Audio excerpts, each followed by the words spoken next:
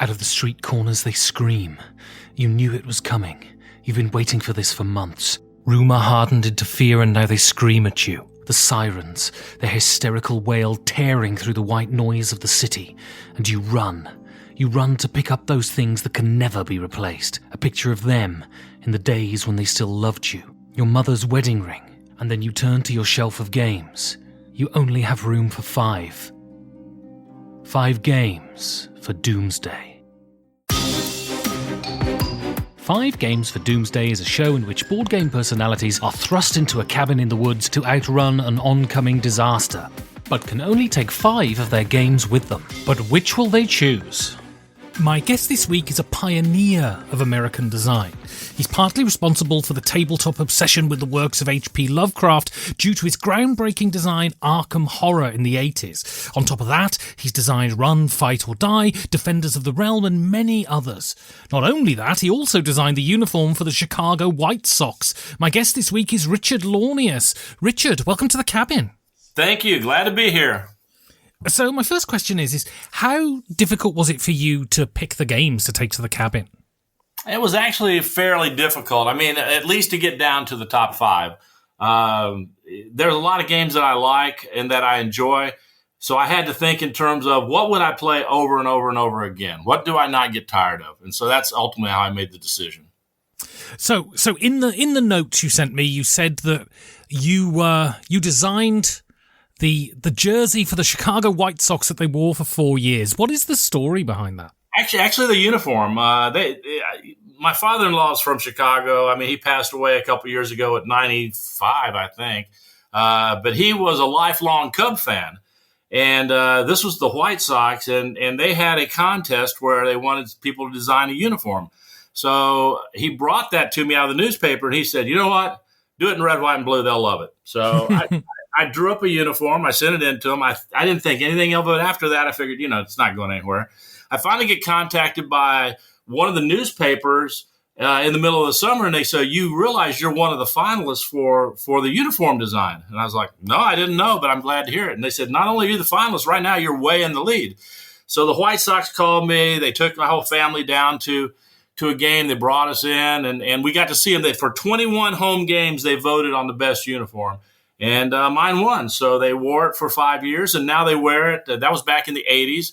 And now they wear it as their Sunday special. And we went up there a couple of years ago, took the whole family. And, I got interviewed by the local sports people there. But I can't tell you all the people who came up to me and told me how they love coming to Sunday's games because, my uniform is red, white, and blue. And they're normally just black and white as their normal uniform. So it was nice. It's a nice thing to have. And so what was the financial remuneration there? Did you get paid or was it simply the honor? I got actually the reward was season tickets behind home plate, which are really nice. Now, we didn't live in Chicago, so in essence, I did get paid because I sold those tickets with the exception of a couple of weekends to a dentist in town. And we bought a piano. All my kids can play. All my kids grew up playing the piano. They know how to play the piano, and I think it helped them not only with music and their love of music, but also math. And I was at the Baseball Hall of Fame not long ago, and an ESPN reporter they actually have one reporter whose total job is uniforms. And he told me that I am the only person, so I'm proud of this, I'm the only person who they can trace a uniform design back to that was not a paid establishment to make it, okay? Just a fan. And so they have my uniform in the Baseball Hall of Fame, and I feel good about that.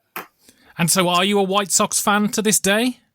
Well, I pull for them from time to time, but, I'm actually – look, Carolyn's family was always a big Cubs fan, so we pull for them. And I grew up a Braves fan, so I pull for them.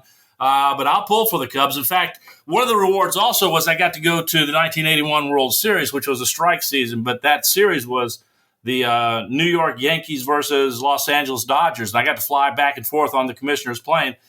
And they had a ton of baseball people on there, managers and stuff. And they were laughing because I was a Braves fan wearing a Braves jersey, but I was a White Sox guest. So, So let's go back to the beginning then. Where were you born and to what degree did that mold you into the person you are today? Well, I was actually born in Galesburg, Illinois, but we moved to South Carolina when I was 6 or 7 years old. So I don't think it had a big effect on me, other than the fact that when I moved to South Carolina, I learned that I was a Yankee. And I'll tell you right now, Yankees back in the early 60s was not a good thing, okay? I didn't really know what a Yankee was when I moved here, but there were some guys at school who would chase me home every day, and we – and call me a Yankee. And I figured out pretty quick it was not a good thing to be a Yankee. But, ultimately, me and one of them just had a knockdown, drag-out fight, and that was the end of that, and he became a friend after that. So, my advice is sooner or later stop running and turn around and fight. And do you consider yourself a Yankee to this day, or have you been assimilated? No, I'm a South Carolina Southern gentleman. Ultimately, I was raised that way here, so that's kind of who I am at this point. So you attended Graceland University. Are you, which is, for people who don't know, which is a Mormon university? Are you a member of the LDS? Well, actually, it's not a Mormon university. It's a member of the Reorganized Church of Jesus Christ of Latter-day Saints, which we're kind of like cousins. So yes, I was a member of that church. We're like. If you look at the Presbyterians and the Catholics, we share a lot of history. We certainly share a belief in Christ, the Bible, the Book of Mormon, those kind of things.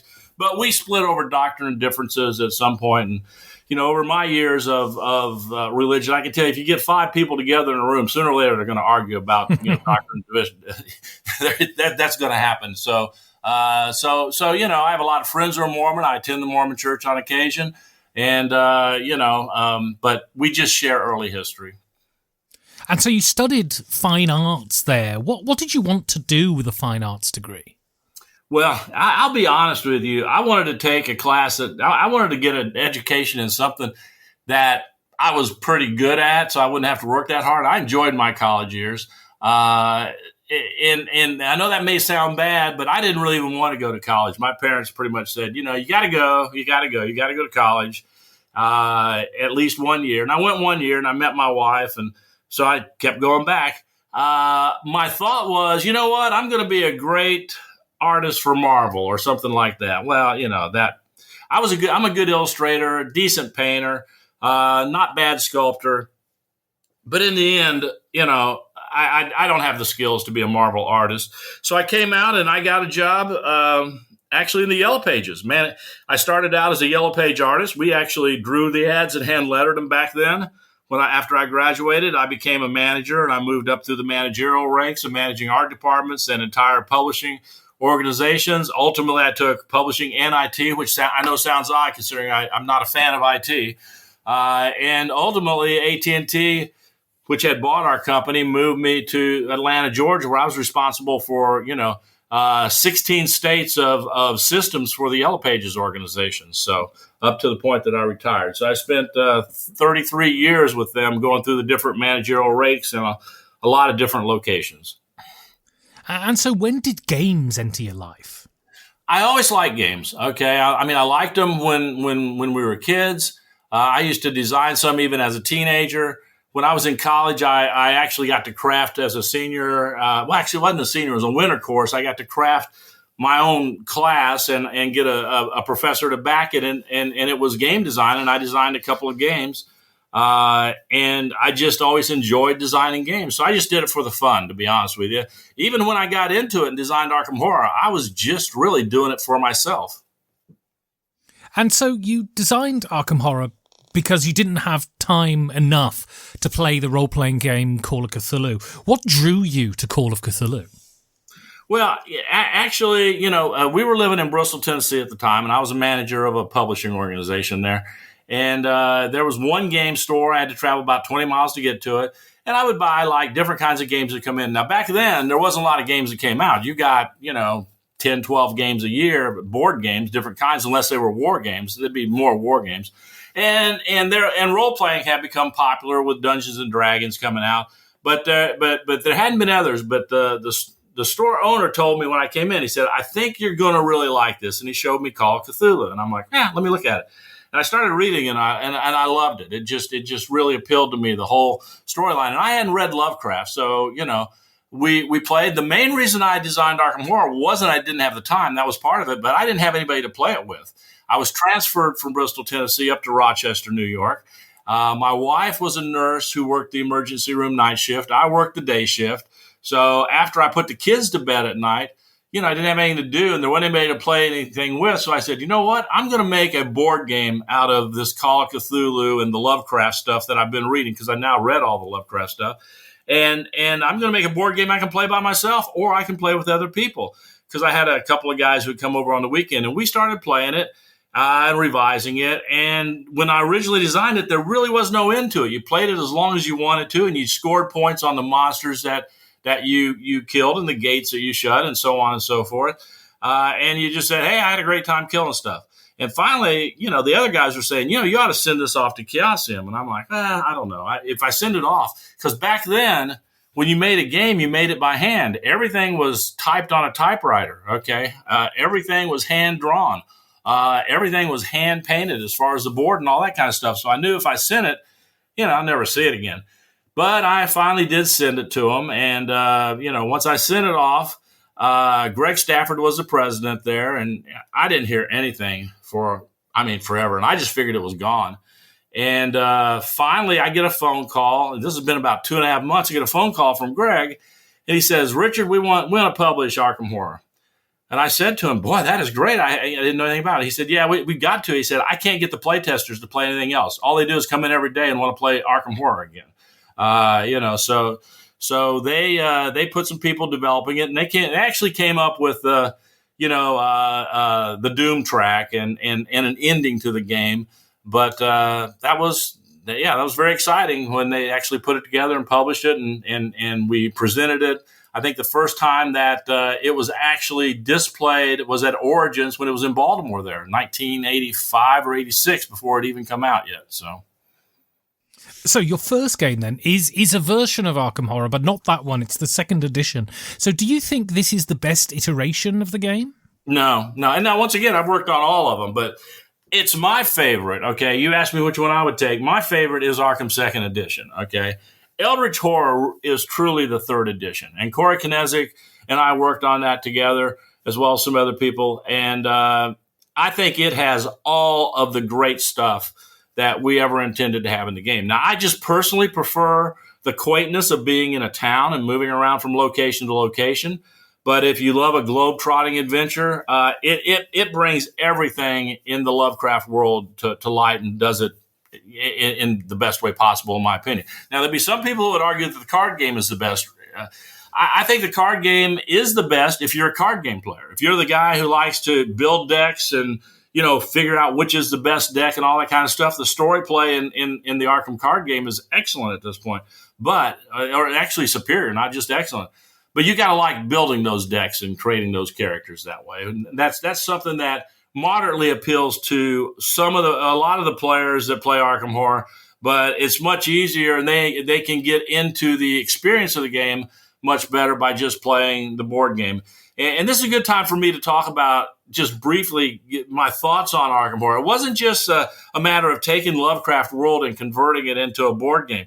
I've had people tell me that it's the first, true board game that's co-op. I doubt that's true. It's certainly you saw co-op in role playing, so that's not. But it certainly was one of the bigger ones. But more importantly, what I would say is I focus on an experience when I design a game. I want the players to have a certain experience. And in this game, I wanted them not only to be exposed to the mythos world of Lovecraft, but in that world, I wanted them to be successful for the most part. In the role-playing game, you're not. In the role-playing game, you finish it, 2/3 of the people are insane and, one survives and you're successful. In Arkham Horror, they truly are monster hunters and can stand up to that world. And so you co-designed this 2nd edition with Kevin Wilson. What did he bring to the game? Well, actually, Kevin Wilson, I would say he co-designed it with me, but Kevin's a fantastic designer. Kevin was given the project at Fantasy Flight to do development. But Kevin, he did more than just development. And finally, Christian Peterson called me up and said, Richard, I think you ought to give him co-designer because he's done a lot of work on this. And I said, absolutely. Kevin would call me, and I mean, we had a lot of things to overcome. One of the things that Christian Peterson demanded was we move away from charts like we had in the original first edition and move to cards. And that sounds like an easy thing, but trust me, it wasn't. How do you keep the cards manageable? Of course, we did it by coming up with, multiple locations on the same card. But Kevin certainly brought not only just balance and more depth to the game. He really is the one who created the roll a die for each of your skill points and that type of thing. Kevin brought so much to the game. It's such a pleasure to work with. I don't know if you know Kevin, but he's a true gentleman and just a brilliant mind. I've enjoyed anytime I see him. I always have a good time when we're together talking. He's always enlightening with his ideas, and just a pleasure to be around. And his game designs show that. So you've kind of touched on this a bit, but part of the reason I prefer Arkham Horror to Eldritch Horror is the sort of oppressive nature of being confined to one city and kind of not knowing what's around the corner feels more Lovecrafty to me. Am I right or am I wrong? No, well, I think you're right. Now, once again, since I focus on experience, that's the experience that Arkham Horror in Arkham brings to you. The experience that you get in Eldritch Horror is this huge kind of Indiana Jones globe-trotting adventure where these huge things are taking place across the world and you're moving across and having to handle them. In my opinion, the way the whole thing works, it's a design masterpiece. But I think Arkham Horror 2nd Edition is a masterpiece also. But if you look at Eldritch, that was really the 3rd edition. The 3rd edition that came out is more of a standalone game, really, when you think about it. Yes, it's got the same characters, but gameplay is more story-oriented, which is good. I like that. But the one thing that it has, which a lot of gamers like, some gamers don't, and I'm one who's not a big fan of it, is you're limited in actions as to what you can do, and you just don't feel as heroic when you're limited in actions. In other words, I can fight, but I can't fight twice. Well, I got 2 monsters on me. Why can't I fight twice? That kind of thing. So to be honest with you, when I play that game, I just take that rule out. You want to fight twice. Go for it. So continuing on Arkham Horror then, what was the process of getting it to market in the 80s with a company like Chaosium, and how is that different to the way the processes are now? Well, I mean, now you can get a game published almost any way you want to. Put it on Kickstarter yourself if you can't do anything else. You can get money back in it. Tons of games come out. Companies are looking for games all the time. Back then, there were not a lot of games being published, so you were taking a shot. So it's just, in my opinion, it was a good design, but it was plain luck that they enjoyed it so much that they decided to publish it. Because once again, keep in mind, they were not a board game company. They published it in one of their role-playing boxes. It was a total different step for them, okay, to actually publish the Arkham Horror board game. So, and people have talked about. I was doing a bit of research on this today, actually. Talked about Arkham Horror being the first cooperative game, and while I don't think it is the first cooperative game, it's certainly the first hobby cooperative game. Why was it important to you that it be co-op? I often wonder about that, but because people ask me all the time, why do I do so many co-op games? And the simple answer is because that's the experience that I want the people to have. I want them to work together to achieve some goal that they feel that when they get done with at the end, they're like, that was epic. Okay. I want them to have that feeling when they get done playing whatever that game is, that I was in that world, that I had these people that I was working with, and we achieved something great.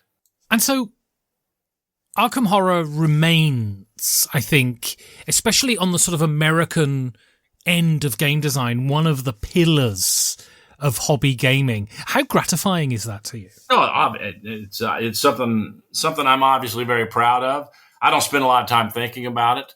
In the game design world, it's what have you done for me lately? Okay, but obviously I'm proud of it, and I feel that it was a great game for me. It turned out being a great game for Fantasy Flight. It was their top seller for many, many, many years. And I see people now that tell me about a game, and they start talking about this event that took place in the game, and they're talking about it like it's something real, about how they managed to overcome this thing and defeat it, and just how wonderful it was. And then I find out they're telling me a story that took place 5 years ago. You don't get that with other games. You just don't get that experience. So your next game then is Thunder Rolls. What's the attraction of stock car racing for you? Oh, I love stock car racing. Once again, I grew up in the South now. And in the South, stock car racing is king. And it is by far my favorite sport. It's not just fast cars like you get in the open wheel, which I think is great too. But these are cars that'll bump you sideways, spin you out, do whatever it takes. They bump back and forth, and it's just fun racing. So I when we were locked down during COVID, and we weren't locked down that much here in South Carolina, believe you. And we were locked down. It means like some businesses weren't open, but nobody stayed home. So I started designing some stock. I decided, I'm going to design a stock car game. And I actually created 4 different games. The third one, which I called Green, White, Checker, which is kind of overtime in NASCAR. I really liked that one, but felt it was a little too complex to publish, even though I think at some point I will publish it for more serious people. And I'd done a lot of work on Thunder Alley with Jeff Horger, and that's a fantastic game, also fantastic racing game. But I came up with the idea for, 8 cars on the track all the time, whether you have players or don't have players. So you're always going to have those 8 cars out there. They've got MPDs that drive for them, non-player drivers. And, you can play a single race. You can play a series of races. There are race cards that basically, while you're operating on the same track, it changes the rules for the track. And I have right now, I've got leagues that are play testing an expansion for me. I've got, I think, one in Sweden. I've got one in Germany. I've got several that are playing around here. And I tried to take the game the full NASCAR or stock car experience. I mean, we sold, stickers for sponsors. So you put the sponsor on your car. You can paint the cars. The one thing we didn't do is actually do the cars in the 8 colors. I think if we do a reprint, we'll change that. But that's it. So even if we're not stock car fans, why should we play Thunder Rolls? Well, it's a good game. It's a fun game. It's got dice. It's got dice placement, which is interesting and strategic. And then it goes to programming of cards. Even if you just want to play a one-off game, it's a nice competitive game that, depending on the size race that you're running, it's going to run you, 30 minutes to an hour. So I want to now go on to talk more broadly about your work as a designer. So what's your core ethos as a designer? Well, I did a little thinking on that, and I think the key is have a vision of the game you want to make and go ahead and make it. Don't clear it with anybody else. Just do your design, get it in front of play testers, see if it works. If it doesn't work, make changes to it. If that doesn't work, make changes to it. If you can't make it work in 4 or 5 attempts, put it on your shelf and go make something else. And that's kind of my approach of the game design. Is like, you need to be creative. You need to have an approach. For me, it's always theme. And then I always think, how do I make the game an experience for the player, that they're in this world and that's what they feel. And so I try to go heroic in games where you're going to be heroic. I try to go strategic, like in Thunder Rolls. I try to go strategic in that type of thing. How you drive.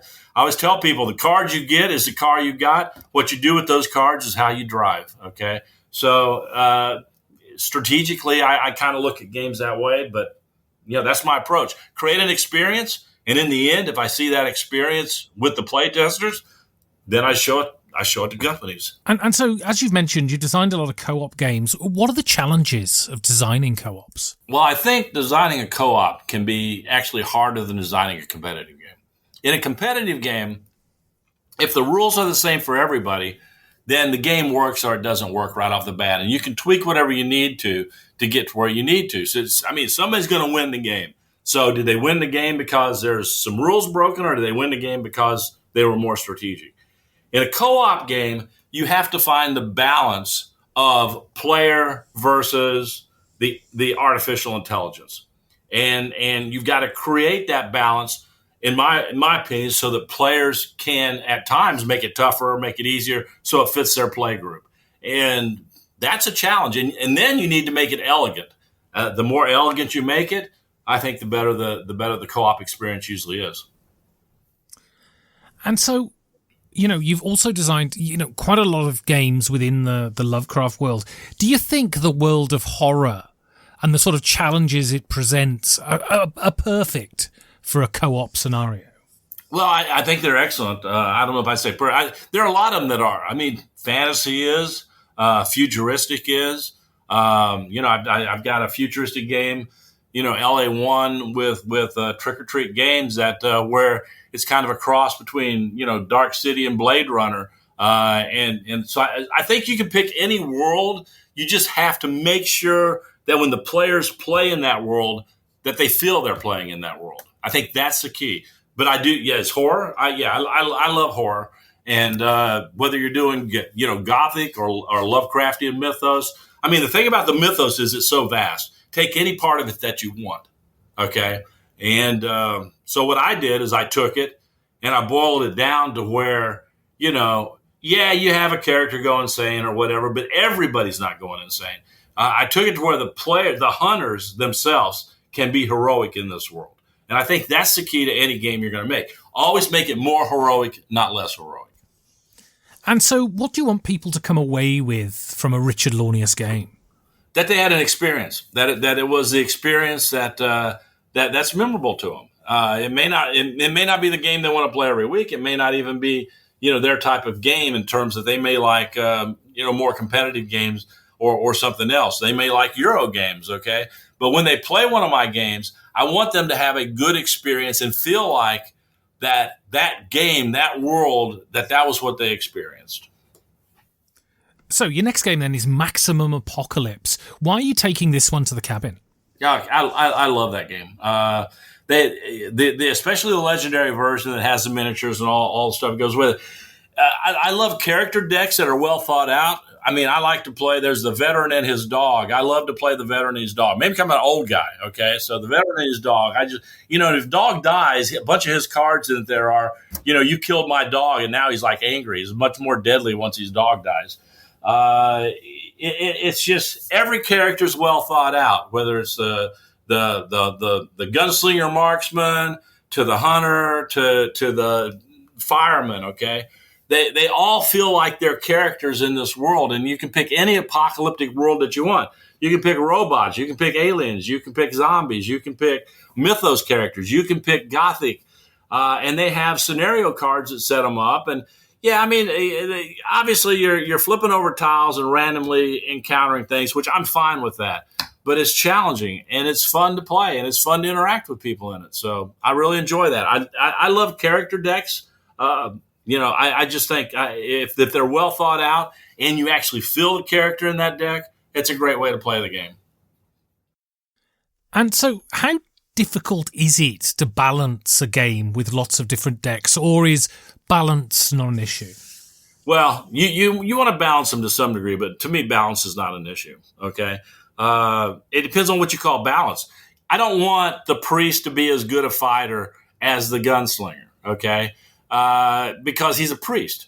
And so, he might be a healer. He might help people who are panicking.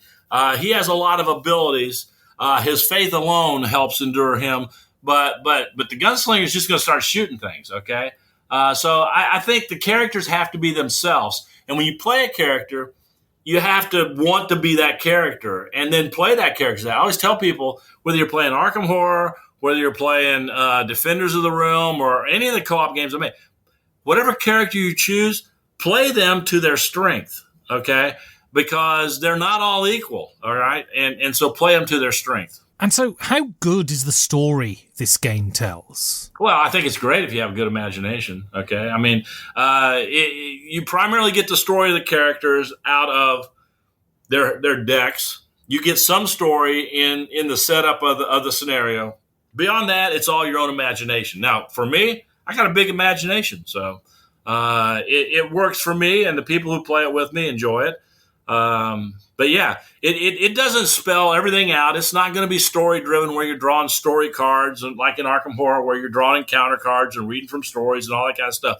The story unfolds in the world on the table, on the board in front of you as the monsters, whatever they are, begin to appear, and as you begin to have to fight your way through stuff to achieve whatever your objective is for that particular scenario.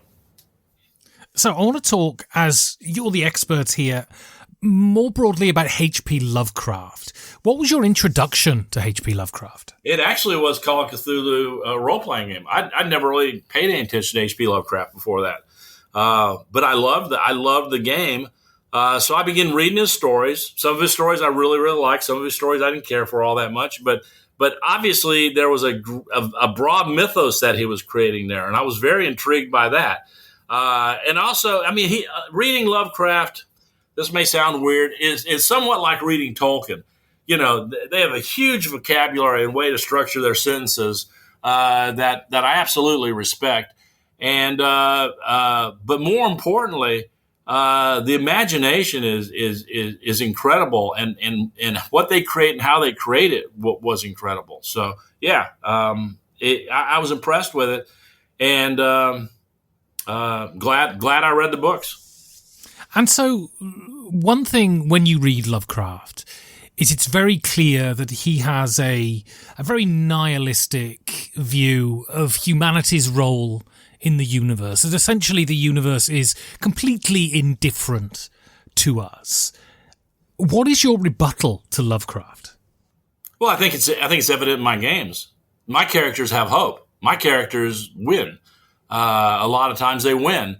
Lovecraft's characters don't. Okay, they unless you're doing dreamland stuff, a lot of it's very, very dark and ends very, very badly. I just don't agree with his viewpoint on life, but it has nothing to do with the quality of his work. His work was incredible, but I don't bring that viewpoint into my games. And I'm sure the ubiquity of Lovecraft in board gaming probably has put some gamers off actually reading his work. So what story from him would you recommend someone who's never read him before to not only give a good indication of what Lovecraft's about, but that's a really rip-roaring good story? Well, Rats in the Wall is, if you want to just read a really short story that's kind of fun, read Rats in the Wall. There are a whole bunch of them.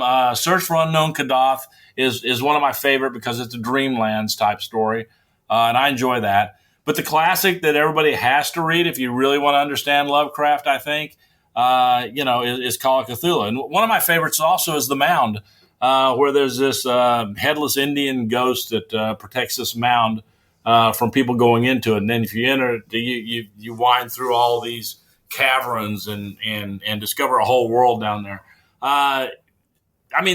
They're all excellent. Some are harder to read than others, but if you want to start out with something just short, it's only going to be a few pages and gives you an idea of what Lovecraft can be like. Take a look at Rats in the Wall. So your next game then is Defenders of the Realm. How much was Pandemic an inspiration for this? Pandemic was only an inspiration in that I paid Pandemic and played it and had found it very, very dry. And then I started thinking, but there's some mechanics I like in this. I like the way it brings out troops. Or brings out diseases. I changed that to how it brought out troops.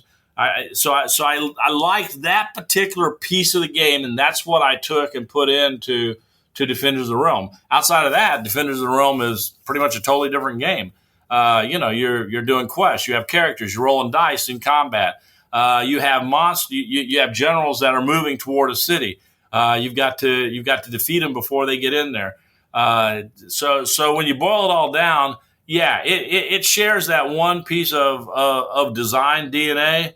Beyond that, not much. Now I will say, even now, Pandemic come around and they did one on World of Warcraft one, and they just did one on Clone Wars, and now you're rolling dice in those games and playing characters and doing that kind of stuff. It's interesting when I looked at their World of Warcraft one, because a lot of people are always like, Richard copied Pandemic when he made Defenders of the Realm, which absolutely is not true.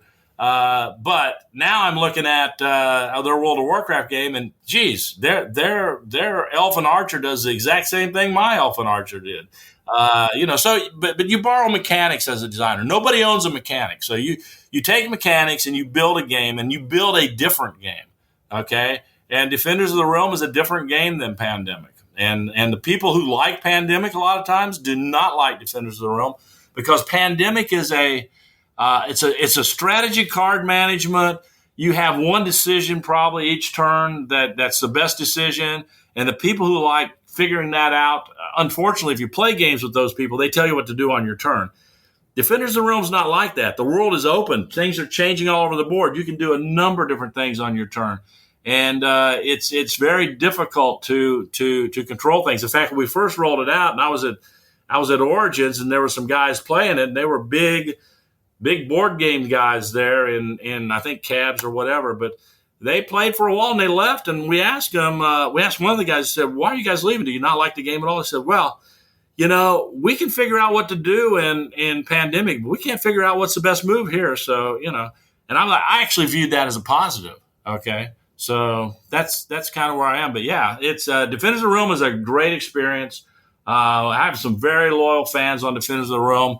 We've actually made Defenders of the Realm, then Defenders of Last Stand, which is post-apocalyptic, and then Freedom 5, which will come out hopefully in the next 3 or 4 months. So, which is a superhero version, and it changes dramatically. I've got character decks in that one now, and powers work incredibly different than in anything that's in any of the other two games. So it's and you actually play through comic books in that one, which is very interesting.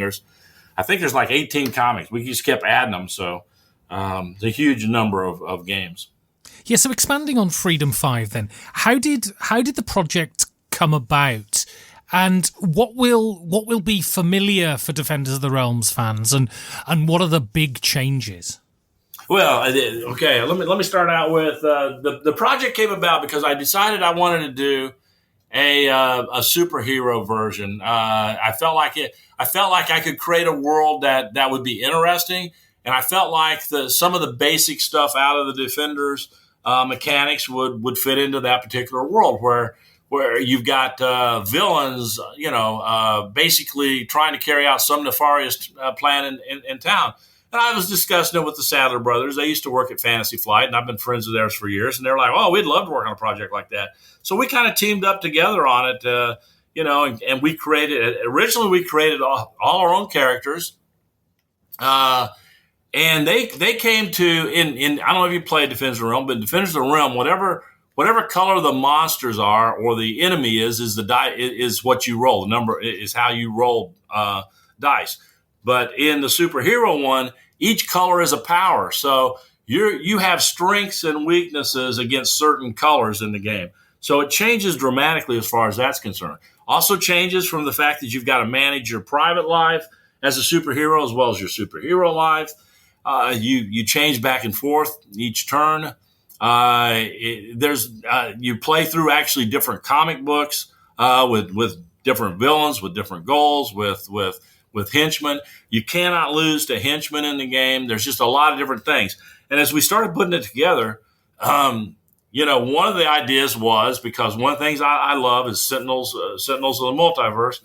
I did some of the characters with them, Night Mist and one of the villains. But we managed to make a deal with Greater Than Games where we brought their universe into Freedom 5. So in Freedom 5, you've got Legacy and that whole team, and you've got a broad range of, Baron Blade and a broad range of the villains. So the stories are very unique, and so, yeah, it's been great. It's been great working a combination between Arcane Wonders and Greater Than Games. Christopher Bedell, he's kept us, in the story, making sure that we're following the storyline. So you're going to get, if you're a Greater Than Games fan that loves Sentinels, you're going to get Sentinels in a board game now that I'd say is going to be one of the most unique board games you'll ever play.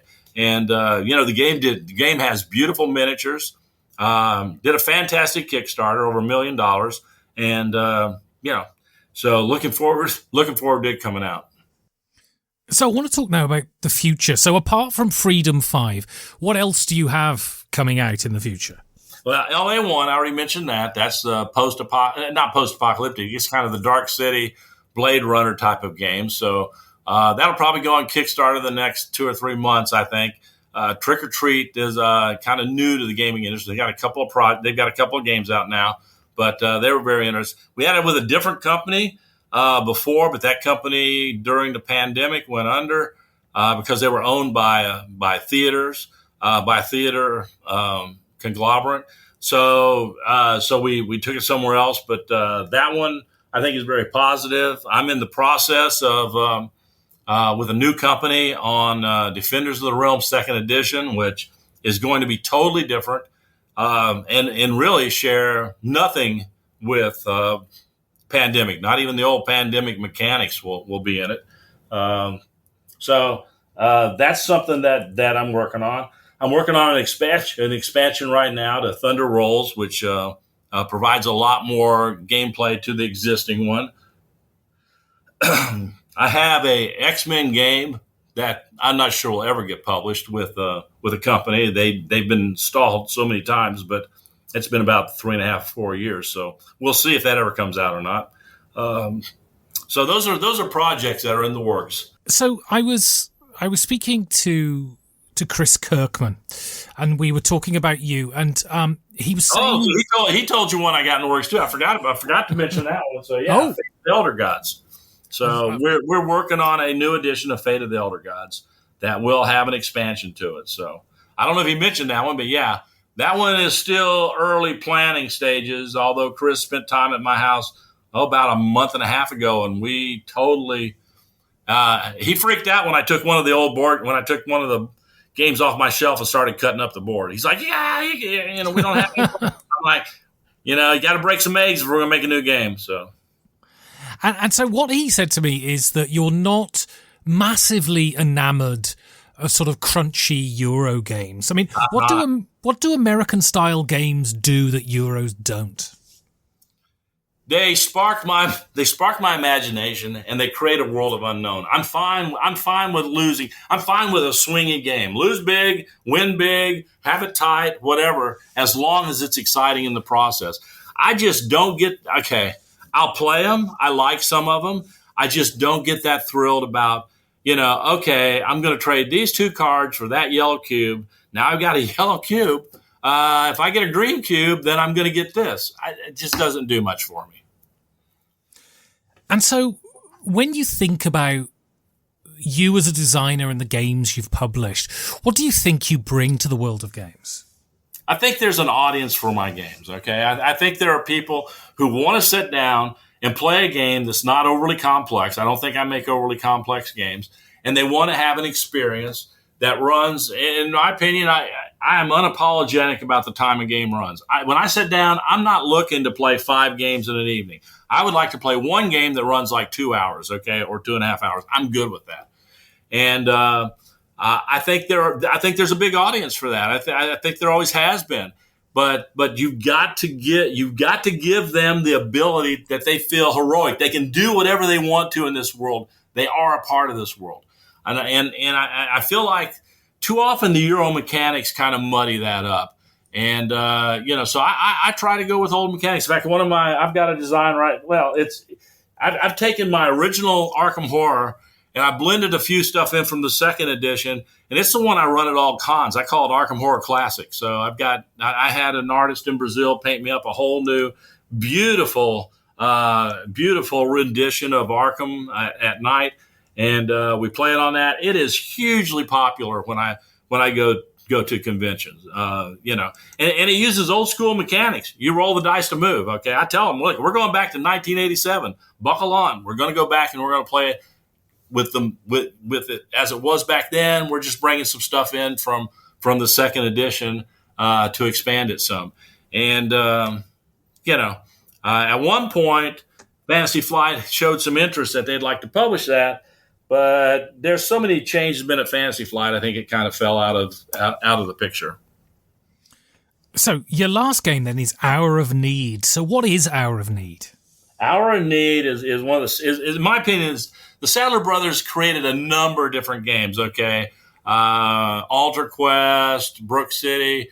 They have this card system for their characters and a card system for how the whatever the antagonist is, the villains or whatever they are. And they have Street Masters. They have perfected that as they go along. They're very story oriented, and in my opinion, Hour of Need is the best of those. And I backed it on Kickstarter and got it. I don't even know if it'll ever be distributed because I think Blacklist. I'm not sure where Blacklist is this time, whether they've gone under or whatever. But in this, you have a board. Every comic book story has its own board that you play on. You have your character decks. The villains are trying to do something. You're trying to stop them. And they've actually, it's just the cleanest version of their games. And I love, they did a great job of creating, different heroes who feel different. Each one feels different. They created their own names. In fact, they took one of the characters that we had before we took the Sentinels version for Freedom 5, and they put that into the game.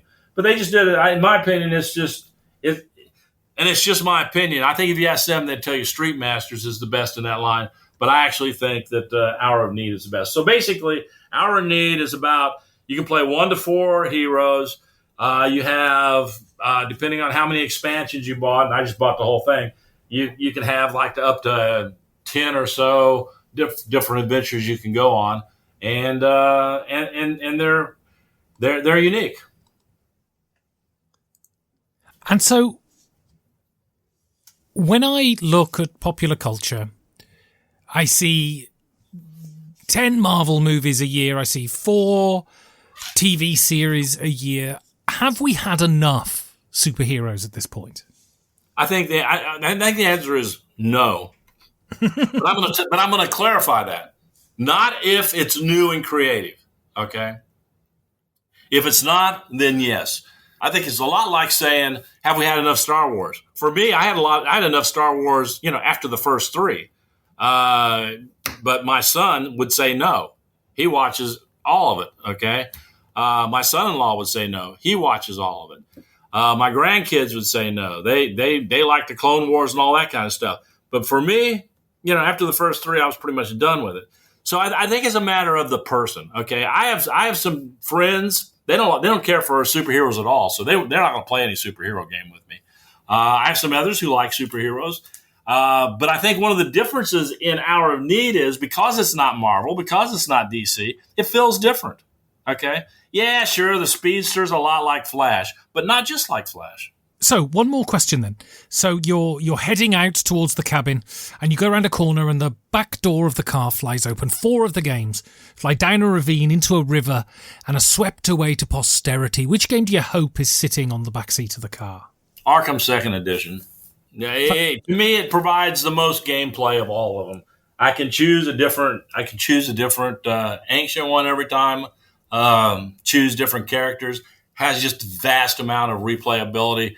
I'll miss my NASCAR. I'll miss all of them, but that's the one I would want to hold on to the most.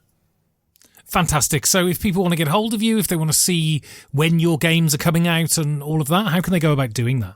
They can't. I have no social media footprint at all. So, they'll just have to catch me if they want to get any information out of me, catch me at a con, come up and see me. I love talking. I love talking to other gamers. I love interacting with them. But I got to tell you what, it's kind of funny because I had one company trying to contact me, and their president was saying we were in a panel, and we got to the end of the panel, and they said, okay, we're going to give everybody social information. They started on the end. Everybody had like 3 or 4 things. They had a Facebook page. I don't have a Facebook page. They had, they had Twitter. They had this. They had that. They get to me, and I said, I got nothing. Well, the president of the company, he stands up down there, and he says, this is true. I've been trying to contact this guy for 3 months and have not been able to get a hold of him. And I said, yeah, and if you find out where I'm at, I'll probably move. I'm just not into all that kind of stuff. I know that's the old man in me talking, and part of that is, when I was working at AT&T and I managed their systems, I can tell you, when you have 16 states like I did, something's wrong everywhere all the time. I used to have multiple conference calls going on, and I would walk from my conference room to my office, back to my conference room, and this would go on for like 12 hours a day. And when I walked out of that and retired, I said, I'm done with all this stuff. And I meant it then, and I mean it now. But I love talking to gamers. I love playing games. I love meeting gamers at conventions and sitting down and playing games. I'm going to be at Tantrum Con here in February up in Charlotte. I'm actually running Arkham Classic one night, and I'm running 2 sessions of Thunder Rolls. And I'm happy to say that the day those went up with 8 positions in them, all the positions were taken immediately. So it's nice to know that people like my games. Excellent. Well, Richard Launius, thank you very much. Thank you. I appreciate the time. You can support the show in many ways. You can tell your friends. You can talk about it on social media. You can talk about it in your own blog, podcast, or video. You can support it directly by going to patreon.com/5G4D for a rolling donation, or for a one-off donation, hitting the PayPal link at the bottom of the website, 5gamesfordoomsday.com. It's these donations that keep the show going. Also, if you want to say something nice about the show, if you want to say something horrible about the show, you can contact me on Twitter at 5gamesfordoomsday, or send me an email at 5gamesfordoomsday@gmail.com. If you want to join the Discord, go to 5gamesfordoomsday.com and follow the link there. And if I've managed to scatter from the Catmen and all the feels, I'll see you in 2 weeks for another 5 Games for Doomsday.